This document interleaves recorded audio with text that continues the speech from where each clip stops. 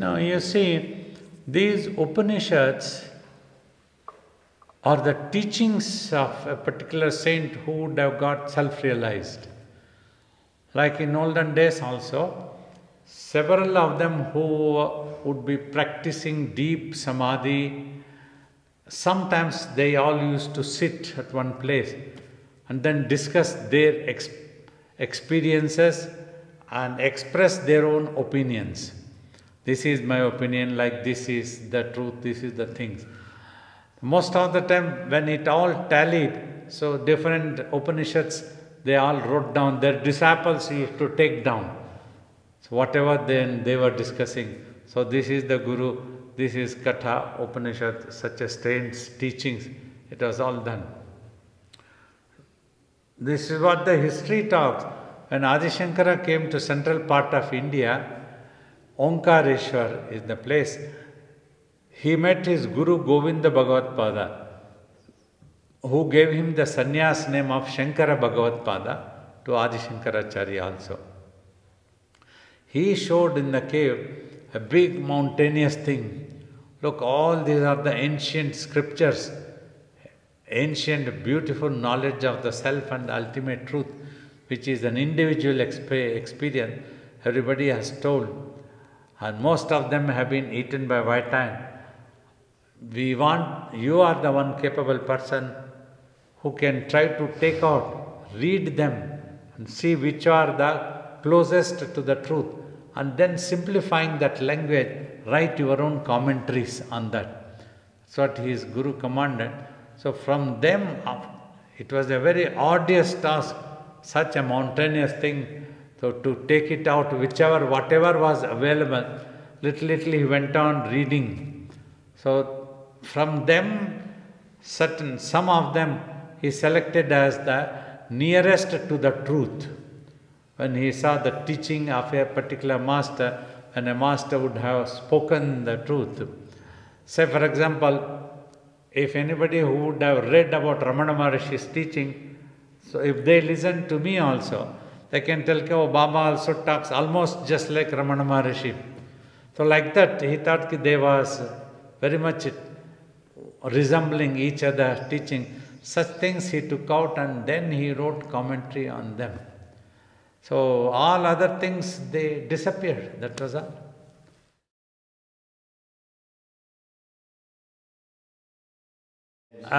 Mostly Vedas are human duties they have laid down. What are the duties of a king? What are the duties of this person? This is the like this. The subjects has to be like this. What are the moral values? This type of things have been discussed. In the midst of that only, whichever has these Upanishads are there, directly they have spoken about the self only.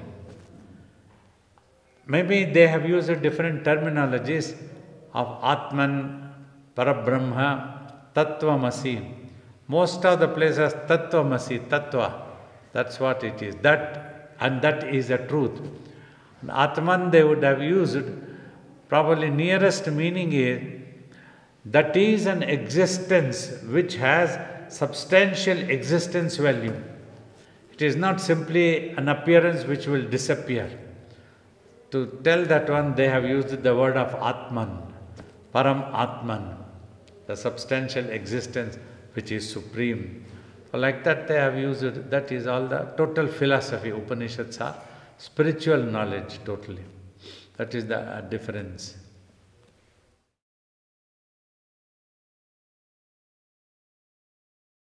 Here, they all have spoken one particular type of language. When you are able to purify your mind or regain the consciousness form of your mind, and when it is not into any imagination, so when you feel yourself, know that as the truth of existence, and that is the final. There is nothing beyond that. There cannot be anything. If it was there, you could have visualized. But when you visualize, you will simply imagine. So that is why there is no chance of anything else existing. Like that they conclude. So these type of languages, they all have used it. Finally, they all agree, the mind has to become totally silent, quiet. It has to, some have used the language, mind has to turn its attention to itself from its attention to the material that it has imagined. That type of language also used. It is the same thing though. It has to turn, if it stops imagining, it will automatically turn to itself. So that's what, this is a common thing, everybody has used it.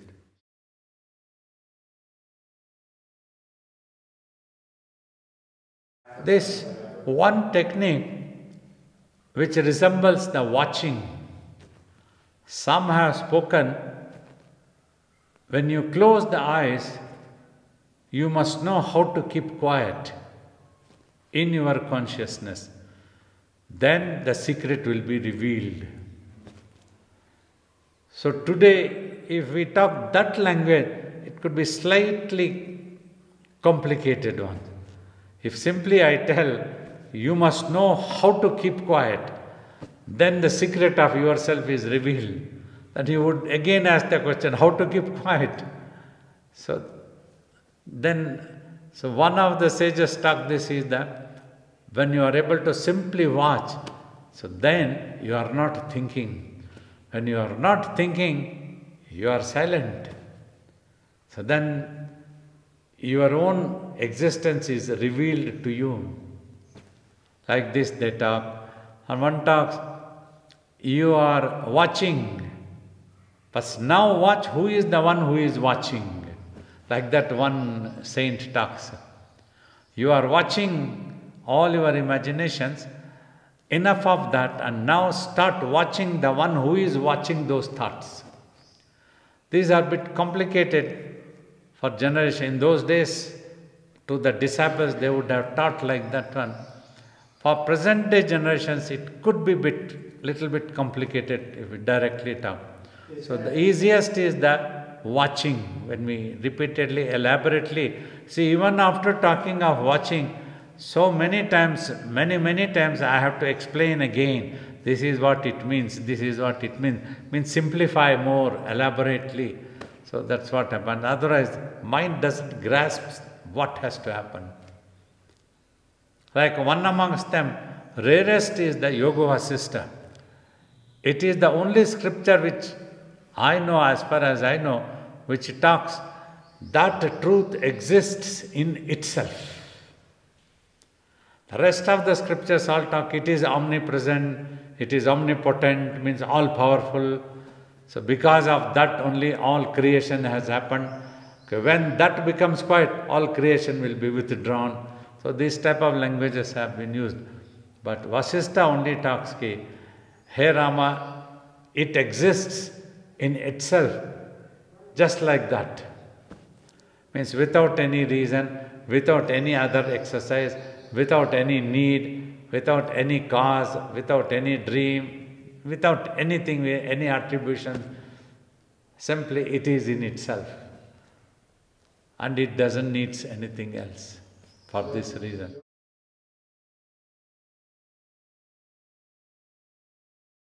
It is Upanishad actually, because it talks very directly about the ultimate truth. After the medieval times, it has not become very popular because people are scared. It is scary for them. You would give up the world. So people would have discouraged it. You read any other teachings, but not this one. It directly hits. Means it breaks all your assumptions, all definitions, all concepts, everything is broken once for all, collapse, finish, nothing. Okay, you will be bewildered. Okay, whatever you are imagining, it's all simply false, it cannot be true. So when you stop, when you are able to stop all your imaginations, further there is nothing to tell. Not even to tell that is the truth or that is not the truth. Such is the truth is beyond both. Like that Vasistha talks at one place. So it can be confusing, maddening for people. Probably for these reasons, slowly of late, people though talk, they give discourse also on Yoga Vasistha. They talk, but not very in detail. Nobody talks like this. They talk in other ways, and you see, in that, finally when Nirvikalpa Samadhi happened, Sri Rama realized himself to be Mahavishnu. But actual meaning in Sanskrit is, Sri Rama realized the I is not the I was imagining. The I is the one which is simply pervaded and is in itself. That is what the meaning of Mahavishnu. Widely, which sustains its own existence. It doesn't need anything else for its existence. So that type of thing. But whereas the priest class tell that Sri Rama realized that he was the incarnation of Lord Vishnu from Vaikuntha. They modify that sentence to tell. So that's how Sri Rama was reminded by Vasistha that you are that Vishnu. So if Vasistha was here, he would tell all of you also, you are that truth, means you are that Vishnu. That's what he told Rama also, simply.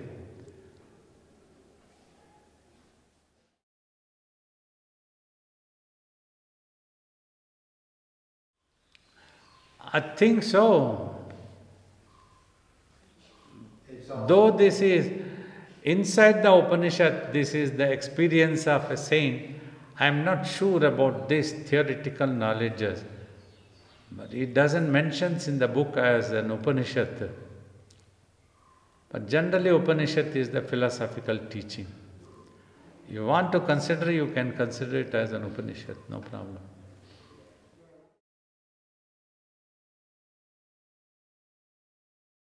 Nowhere such a mention who have visualized the need to know of the self.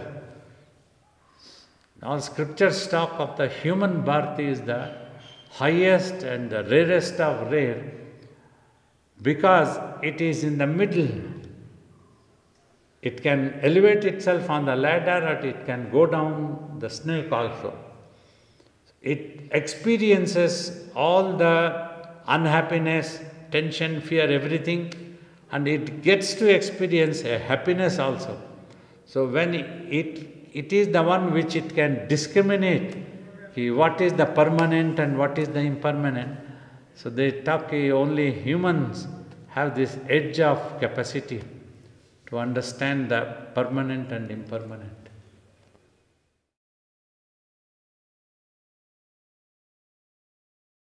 Because this is not a quality that somebody gave it to the space or it came into existence. It has always been there. The ultimate truth's existence is like that. So nobody made it like that. It had been like that all the time.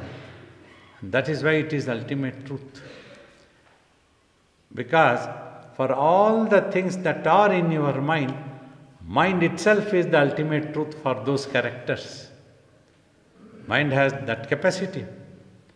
If all those characters start thinking, why did and how did the mind get this capacity? It is there. Like that. Because if we human beings might be telling, how did you become a photographer? You might tell, like this, I learned from a master, I learned and I got to know. Before that, I did not know. But here, that is not the case. There was no such thing that before there was no capacity to imagine, and then the capacity to imagine came. It was always there.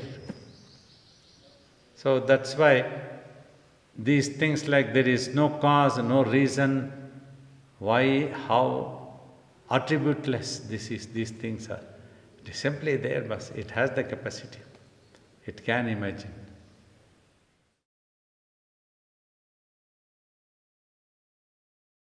But a true master teaches, never try to imagine that the creation will always be there. Because then you will have to watch that one. You will get involved as a watcher.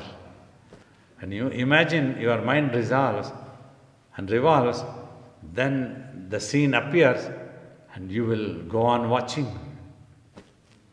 You won't be able to get liberated. So these definitions must not be bothered.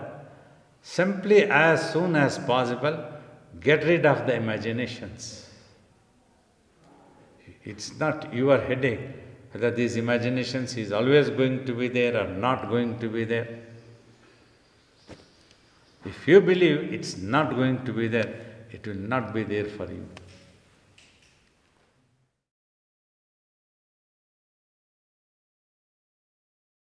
That's why Master teaches, nothing really exists. If this can sit in your mind, nothing will really exist for you. And there is no problem.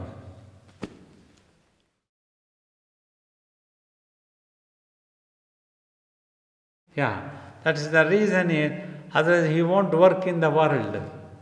When he went on Nirvikal Samadhi, there is, you see, two, three things important. We would like to do anything if it is useful either for me or for others. If nothing is useful, there is no point in doing anything. Just like if a dead body is there, we don't try to revive it because it's not useful. It will not happen. Then we give up. So like that would have happened. We do it only when it's useful. That's why now we have to imagine there is an unhappiness and we need to get rid of that unhappiness.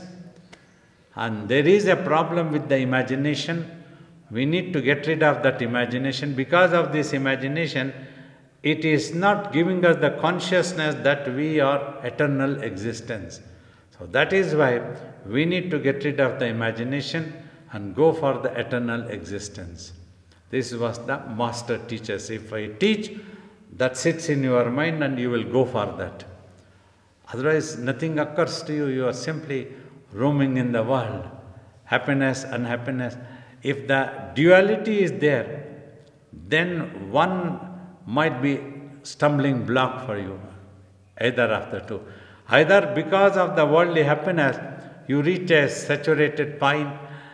Even though there is happiness, means money gives you happiness. You are very rich. For a long time you are happy. One day sitting like that also, then you are unhappy suddenly, for no reason. That's what the mental instability happens. So then only you look for that one. Otherwise you won't try to look also. So that also we have to imagine that you need to look for that one. Finally, when you realize there is nothing, but that should be acceptable, then you heave a sigh of relief. There are no swords and no more fighting. Finish.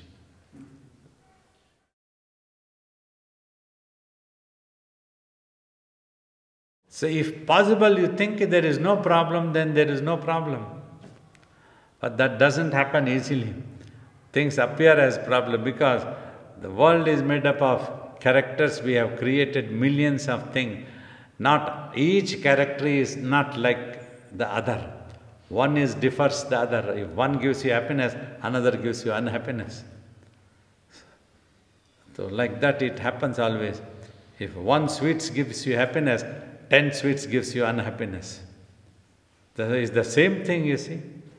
That is what is the Maya, illusion, that is happened. So that's when we will look for that one. So that's when it is not possible for you to think there is no problem at all. There is a problem, you will come back with a problem. It comes into the mind.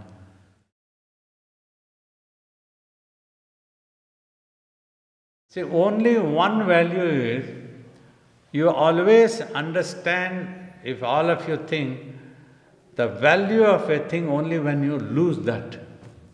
When it is with you, you take it lightly. As long as the master is sitting with you physically, you are likely to take lightly. Babaji is sitting here for a few months. Any day we can go and see him, no problem. We don't have to rush. He's there. But he is going to die tomorrow. Then everybody rush. Oh, let us have a last look at Babaji. He is going to die. He is going to give up the body. So when we understand we are going to lose that, then the value is understood. So like this, now when you come into this duality, you understand the value of peace, and when that peace is found, you understand the value of your real self, consciousness about your real self, and also in duality only you can make out that you are an eternal entity. Other than this, on its own single-handedly, it can never make out that it is eternal.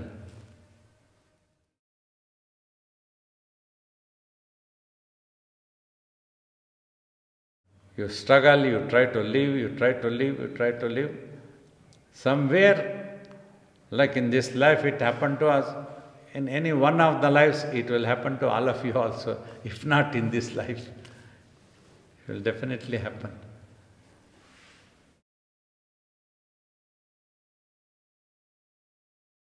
Very true it is. There are two things about renunciation. One is the renunciation is a way of life. Another is the actual renunciation, when the mind gives up everything. Anything, it's all right in its own way. I have nothing to bother. I have no objection. If the world needs to go like this, I have no objection. I am quiet. Then also that you have renounced. You are not bothering, you are not troubling the divine key. This has to happen like this has to happen like this has to happen like this. You have just left the divine to itself. It's up to you. I have no objection. That is the renunciation. That happens inside what you are talking. Other renunciation, when one takes a monkhood, this is a way of life taught, because if suppose I have a wife and a couple of children, my first attention will always go for them. I won't be able to work widely for the society. 100 obstacles will come, tensions will happen. I'll be thinking about my kids and my wife and my husband. These type of things keep happening. So this was recommended mostly by Adi Shankaracharya, like this, Buddha. They all recommended. If I am alone, that means I am not wedded to one family. I can bother everyone. Now I can sit with you all and talk to you all. I have no wife who will come and bash me. Enough of talking to all these people. Let's go for a movie, come. There is nobody to force me like that. You know, yeah, that is one of the way of life. That's what it is. So, but this has given us a choice not to be imposed. A person has to take up on his own choice, on his or her own choice. In our society, 4 types of ashrams have been prescribed. One is during getting educated, you have to observe celibacy, brahmacharya. Brahmacharya's other meaning also, your mind needs to be connected to divinity and learn all the spiritual values with the Guru during that time. After learning thoroughly, now either you enter as a householder's ashram or you become a monk. It's up to you. These 2 branches deviate, different. So historically, legendary, people have had been householders also, have achieved self-realization also. But their minds have had been very restraining. They never got attracted too greedily towards the world.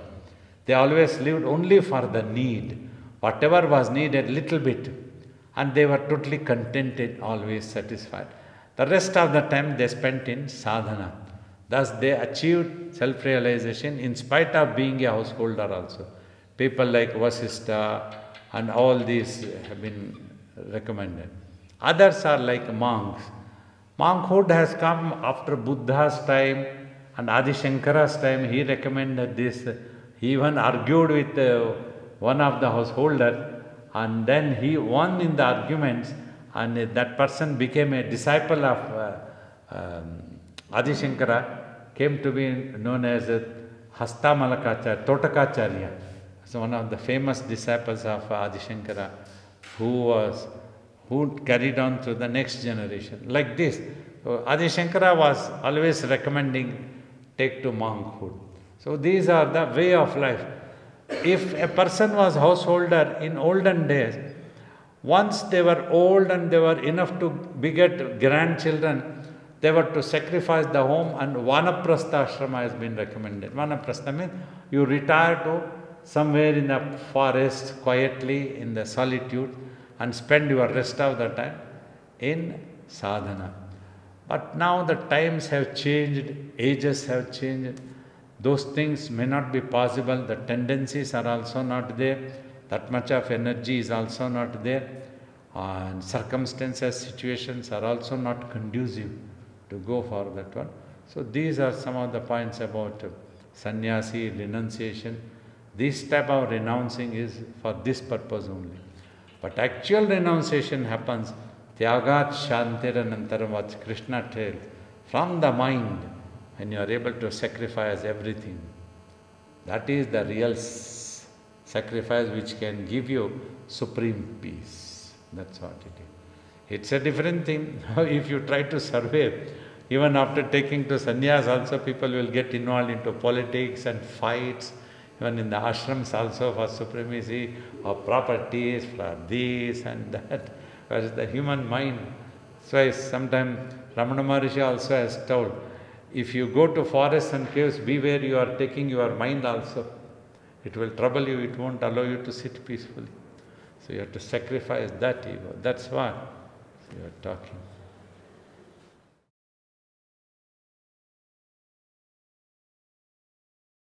Certain things, one thing, generally we call it as the divine ordainment. If you have a mission, this is one thing. So from inside the consciousness itself, it brings you. Like Swamiji used to teach me, if you ever go to deeper meditation, keep a glass of water with you and think before going to meditation that you need to have a glass of water. If at all any deep meditation happens, that one thought will bring you out, and then you have a glass of water like that. So that type of thing happens. Finally one time, like when you go to deep sleep also, it is not even a dream also. There is something that will bring you out. Many times you are needed to get up early morning at 3 o'clock. You think firmly, I need to get up at 3 o'clock. The brain wakes you up. Brain has such powers. It turns like an alarm. Like with this practice for me, I have never had to keep any special alarm of a clock or anything. At that time, automatically we are woken up, even if it's a deep sleep also. And that time is there, even if I have to travel early morning somewhere, I never have kept any alarm. Well on time that I am up and ready, everything so far now. So it comes like that by practice. So if you want to go to deeper meditation, keep a glass of tea and think that I need to have this tea, it's very nice, then go, you will come back.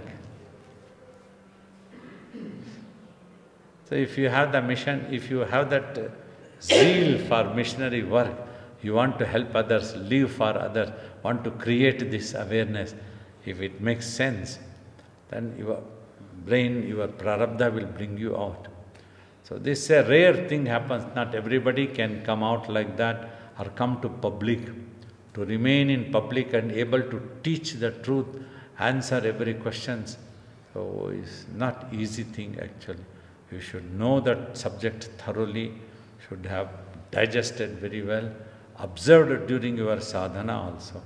Then you had that inclination, you will be brought out by the divine.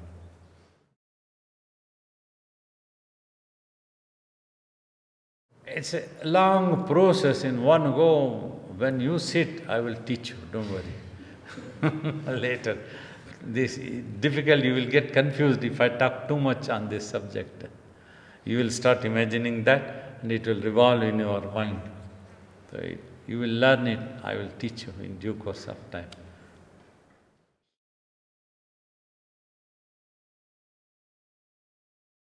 You see, the same technique you should have understood well. Means just watch. Just now also, beginning also, we teach. When you close the eyes, just watch and do not react to any thoughts or visions that may occur in the mind. That's important. Say tomorrow if your mind becomes more concentrated, and instead of simply images or imagination, mental projection, it might appear more realistic for you, or a manifestation happens that is as physical as like this. By then your mind would have learned just to remain watching and not react for anything. Always these visions or manifestations or any such thing will be of two type of thing. Either they are threatening to panic and make you give up the sadhana, or it could be too tempting to suck you so that you give up the sadhana, get involved into it. So these two things are the dualities which are troublesome. Either way, you must not get attracted, must not react. This practice comes as you slowly practice just to watch your thoughts, and you give up any ego, or you don't bother for anything, why these thoughts are coming, why they were there, why somebody behaved with me like that, nothing. It's all illusion. That's what a firm conviction that this is illusion helped me also. It was always not pleasant life. Pleasant, unpleasantness, good, bad, wicked people came, they behaving, humiliating, everything is there. But firmly we were convinced that they were all illusions created by the consciousness through the imagination technology. Nothing really happened to me, the one who is the attributeless Atman. Like that, we had a firm conviction that helped to keep quiet, remain quiet, not to react mentally. So that's the practice. That is what is known as vairagya. Doesn't make any difference. In this world, if somebody praises me or somebody criticizes me, just to tell, doesn't make any difference, it's okay.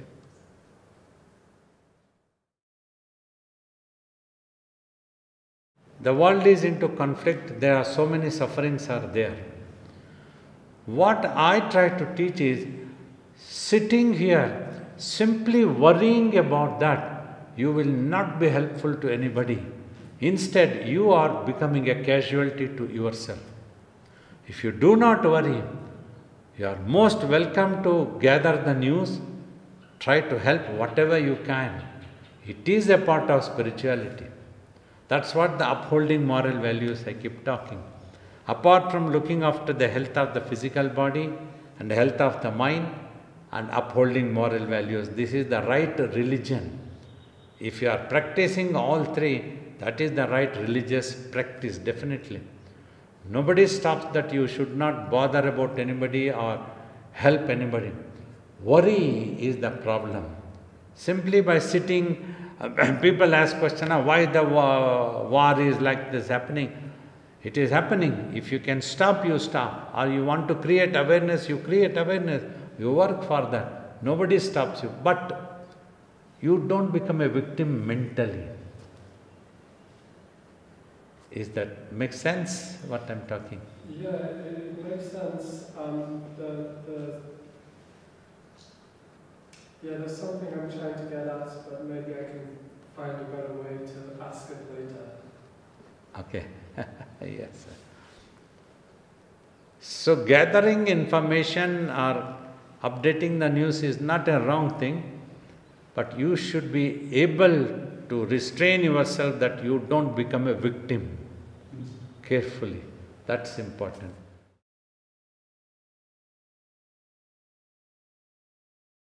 Yeah, that's what the teaching is, we are trying to teach is, so that you don't become a victim unnecessarily. Then, like if a doctor attending to so many hundreds of patients, if he start worrying about each patient, he will also become a patient, he won't be able to attend to any patient. We go around the world. Not that we simply teach philosophy and don't bother anything. 35 to 40 meals I attend, many of them are all something that is bothering them, some trouble, some unhappiness in the life, some psychological problems, some troubled childhood, such things come. I attend to them. But at all times, I need to keep myself purified and not get affected by them. If I get affected, I cannot help them. So I am updated about the world news. What is happening in Ukraine also we know, what is happening in Gaza also we know. Why this is happening? One single sentence I will tell you when people have asked why the conflicts are happening. A small history that we used to read in high school. First World War happened. Afterwards, to stop the war, League of Nations was formed. You all would have read in schools. That was overruled and overpowered by Hitler, and the Second World War happened. All countries. Second World War happened. There is one sentence. No country has gone into a war without its selfish interests. No country has tried to help others. That is an article written by a philosophical thinker. Read in newspaper, I am telling. That's how the Second World War also happened. In Europe also, some countries were silent spectators when Hitler invaded other two countries. They even agreed that we will turn our face, you do whatever want. But once that was done, he was greedy and he became mad and he came to this, then they got alerted. Well, the war happened and war finished finally. My mother used to tell, sometimes people used to tell, the world is going to come to an end. Hitler is going mad and everybody is going to die. England will be destroyed, Europe will be destroyed, nothing. But finally, the war ended. Allied forces won. United Nations organization was founded. Everybody heaved a sigh of relief. They sincerely believed there is not going to be any more wars. United Nations will not allow. But Cold Wars continued. Wars continued, conflicts are continuing. Why? The very people who formed United Nations want the wars to continue for their own economy. If you both do not fight, how will I sell my weapons that I am producing? So I need wars to go on between you both. I will work for that one. So this is how humanity is cheating itself. Though what you are feeling is the right thing, it's unfortunate. I also dreamt as a child. Why is that humanity always against each other? Why can't they live for each other? All humanity can live for each other. It is possible. And science has told in a Spain magazine only, Earth always have had and will have enough resources to meet the need of humanity, but not its greed. So much is there on the earth God has given, but we wasted it, spilling the oils and so many things. And always the wars have been fought for oil, gasolines, so anything. So these things are all happening. I spoke from the beginning years itself, how the consciousness expands into universal brotherhood, what we call it as harmony for all humanity. The first year itself, 2001 itself, in my talk I gave this example. You belong to Washington. If somebody asks you, where are you from? You will tell your house number and street name. You go out of Washington, somebody will ask you, where are you from? You won't tell your house number or street name. You will tell, I am from Washington. That state. You belong to the entire state from a small house. You come out of America. If I ask you, where are you from, you will tell, I am from America. You won't remember that small street name or a house name or a state also. You belong to a larger area. America, a country. All fellow countrymen are your brother's type, your own family type. If another American comes, are you from America? Yeah, I'm also America. You become so happy. If you go to another planet, then meet another person from this planet. When he asks, where are you from? I am from Earth. So you have forgotten the house name and street, everything. Now you belong to the whole earth. Consciousness has expanded. All people on the earth appears to be your own when you meet another person. The day when you realize we all belong to one space. There are no two spaces that I belong to this space, you belong to that space. Though airspace is divided by countries is a different thing. Scientifically only one space is there. We all live in that one space. If humanity realizes this, that day all conflicts can end. When Adi Shankara's story also comes, in the story it says that unknown to him a small ego had occurred to him. He was going towards Ganga river to have a bath. Beautiful, it mesmerized us. That's how we all learn. Then the story says that Lord Shiva came as an untouchable person with a country-made alcohol just in front of Adi Shankara. Shankara says, Durangacha, you give way, get out of here. You are stopping me. Then that person says, if there is anything beyond Brahmanda, Brahmanda means this absolute space. If there is anything beyond this space in which you and me both have to live, show me that place, I will go away. You can live in your space peacefully. I won't bother you anymore, I will go there, but show me. And Adi Shankara suddenly he realizes what had happened to me, why did I say this one? When this person has such a knowledge and wisdom, he cannot be an ordinary person. He prostrates with all his body. The story says he disappeared. It was none other than Lord Shiva who had come to teach him. So these are the consciousness expansion, what we are talking, bothering about the world, updating the news. We have to, so that is definitely needed. We all are bothered about that one. But simply we tell just by bothering, you won't be helpful. Try to work. First, update yourself, purify yourself, practice meditation, try to become a yogi. Then all of you, if you all can become a yogi and dedicate your lives for humanity, travel like me, everybody go on traveling and spread this message. This is what our Guru Babaji taught me. This I want you also to meditate. Can you all teach? That day you will be so helpful to humanity, if this is possible.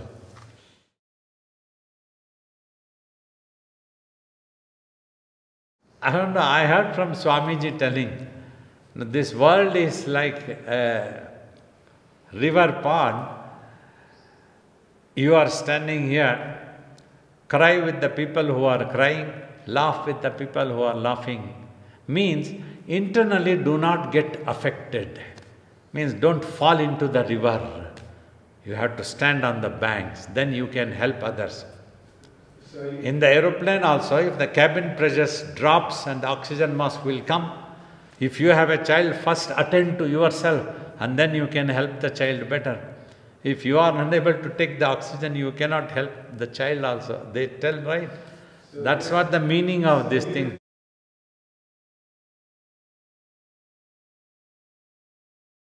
That's what is needed. My Guru also used to tell, first try to become a good human being. Becoming gods and angels comes afterwards. That's how he used to tell. If you are more positive, you can generate a positiveness around you. And in you also, a destiny for yourself also will be more positive. So if you meditate sincerely every day after going back also, you will be more positive in approach, in thinking, more mature. And understanding also, everything happens.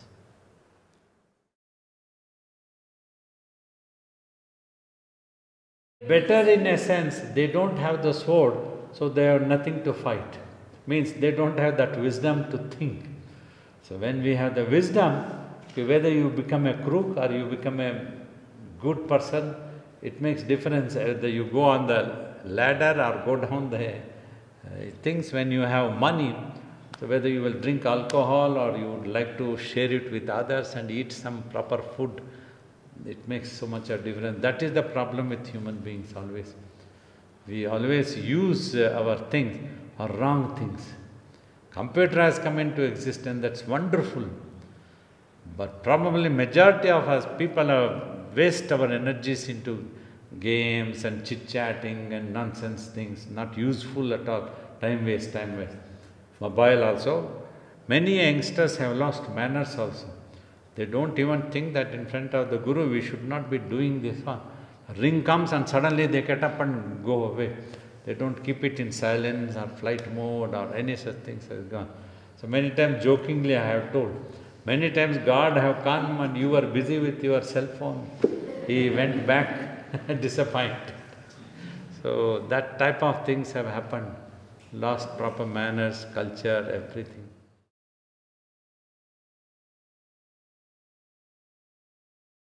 Yeah, that's what some of the thinkers are telling. Now the artificial intelligence, the world, it can be more dangerous.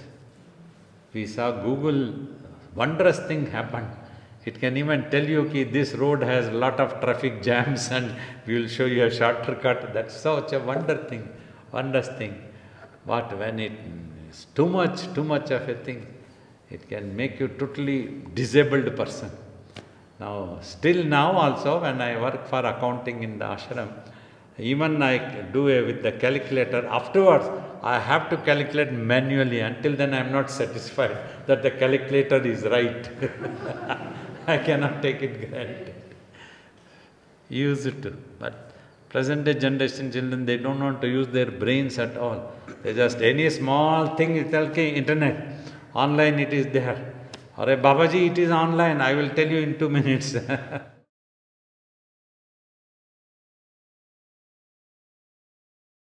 As soon as they are able to sit even for 5 minutes, at least 5 minutes, then we have to prepare them. First thing is to let them sit and pray. Pray to God. God is always with you. He will protect you like that. You induce confidence and faith in them. Then slowly we can teach them as they are able to sit down silently watch. God will come one day. That's how we have to teach them. You can teach your child, you just keep watching here and God will come. That's what Swamiji used to tell when he was initiated as a 14-year-old. But the Jangama said, just keep watching here. He didn't know why he was told to just keep watching. I thought Shankar Bhagavan will come someday and will talk to me here. That's when I went on watching. But I became quiet and Samadhi came. Like that he used to talk sometimes.